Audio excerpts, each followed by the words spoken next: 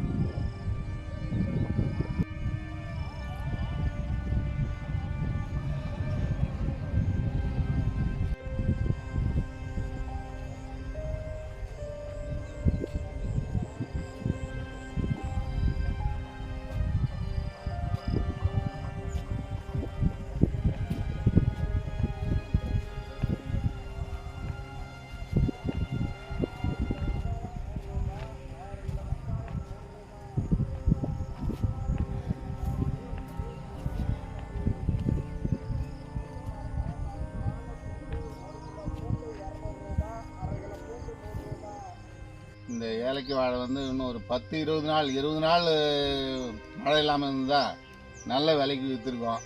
ஆனால் இப்போ அடிமாட்டு விலைக்கு கூட வாங்க மாட்டாங்க. இந்த மழை பெஞ்சு இந்த மழை முறிஞ்சதால் ஏகப்பட்ட விவசாயிகளுடைய ஏகப்பட்ட பாதிப்பு. இதற்கு தமிழக அரசு எதனா உதவி செய்யுமாறு அன்போடு கேட்டுக்கொள்கிறேன்.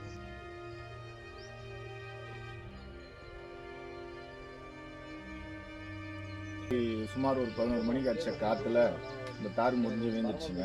இந்த தார் பார்த்தீங்கன்னா இன்னும் ஒரு மாதத்தில் வெட்டுக்காய்க்கு மார்க்கெட்டுக்கு எடுத்துகிட்டு போவோம்.